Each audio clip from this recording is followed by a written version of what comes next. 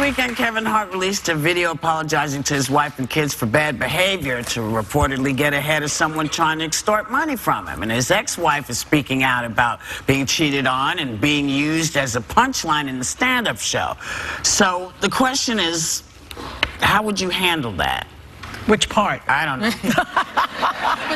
Any of it. Being his wife, being the punchline, I don't know. Well, but don't comedians use their life experiences in their acts? I mean, she married a comedian. I don't know that it's off limits to talk about your ex. And he also, I mean, I've seen a lot of his stand-up. He also sort of just admitted to bad behavior. He said he was a jerk in his first marriage. Well, the jokes are funny, but the one caveat would be they do have kids, and those are recorded. You see them again, and even though he might find it, as an adult, not emotionally attached to him, I found the jokes funny, but his kids watching, that's their mom. Like, you know, I would feel a little badly if they saw it. My kid said, do not talk about me in your act, and I never do, because, you know, I don't have her permission to do material about her life. It's not fair, really. And I think that there's a line that you cross sometimes when you talk about people you're married to, or, you know, I talk a little bit about my ex-husband, but not much, you know.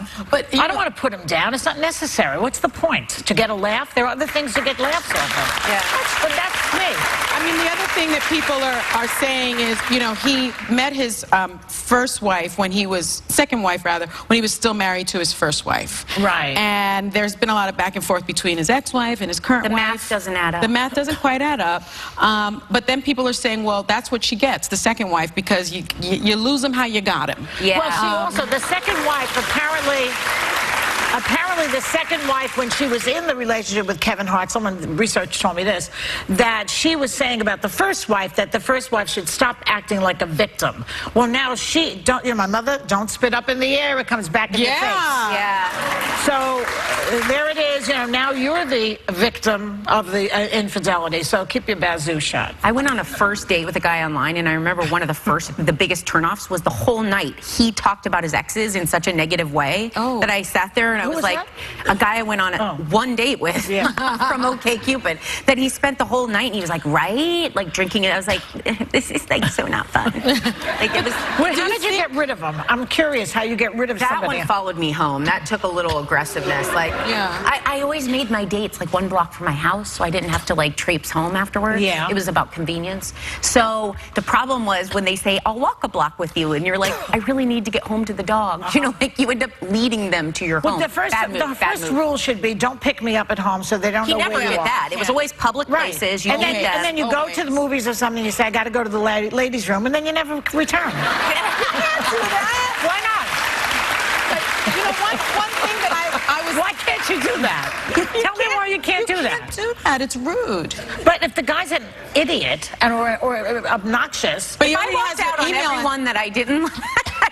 I never would have made it to the food. Do you have a movie? Yeah. Well, you need a movie theater near your house. Yeah. So you can go to the bathroom. I'm a hungry girl. I stay for the food. I do have a question, though, about this Kevin Hart thing, because my friends and I were talking about it. One friend is like, once a cheater, always a cheater. That's what you get. Oh, yeah. And I don't know if I believe that. Like, I think you so. act different ways in different relationships, and maybe he, you know, maybe had this indiscretion also with his second wife, but does that mean that he's always going to be this cheater? I know stats say that you're 3.5 times more likely to cheat if you've done it before. But well, if you're there's a difference between, to me, there's a difference between someone who is unfaithful to his wife or her husband because of misery in the relationship in some way and gets caught up in another one, and somebody who just cats around all the time. The second one is a serial cheater. The first one is a guy or a woman who had a problem. Maybe unhappy or something. Cats around? Cats around. Is that a verb? Or dogs around. Oh. Dogs around. Whatever. I don't know. Wolves around. I think you can cheat and then not do it again. I want to believe people can change, but I think when you get burned, you have to kind of be like, I should have. Come on, just once. I mean, people make mistakes. I bet this whole audience has at least fantasized about cheating, right? Throw it on them, Joy. Throw it on them. All right, you serial cheaters. We'll be right back.